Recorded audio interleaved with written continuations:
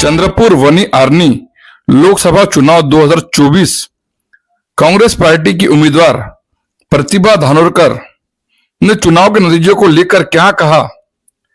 हमेशा से धानोरकर परिवार का इतिहास रहा है कि उन्होंने मंत्रियों को हराया है, तो सुनिए उन्होंने क्या कहा उन्हीं की जुबानी। नक्कीच प्रचाराच्या दरम्यान मी कायम एक स्टेटस ठेवला होता की संघर्ष जेवढा मोठा राहील जीत तेवढी शानदार राहील आणि त्या पद्धतीचाच ऐतिहासिक विजय हा चंद्रपूर जिल्ह्यातील या लोकसभेच्या आपल्याला होताना दिसत आहे। आणि मी सकाळी सुद्धा बाईट देताना आपल्याला सांगितलं की निर्णयाबद्दल मी पूर्णपणे आश्वस्त आहे आणि आता देखील सांगते की आता जवळपास 12 फेऱ्या पार पडल्या। 12 फेऱ्यात 1.25 लाखाची लीड मला आहे। साधारणतः 1.5 लाखाची लीड शेवटपर्यंत मिळेल अशी अपेक्षा मला आहे।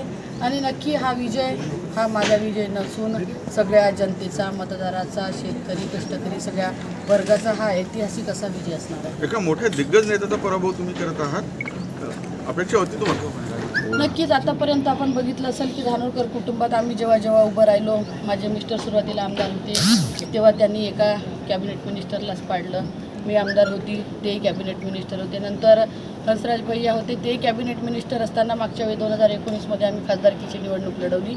आणि आता देखील मला 100% माहीत होतं की सुधीर भाऊ कॅबिनेट मिनिस्टर आहे आणि हा धानोरकर कुटुंबाचा आगळावेगळा इतिहास आहे की नेहमी मंत्र्यांना पराभूत करण्याचं काम या परिवाराकडून। पाणूभावना जितकी लीड मिळाली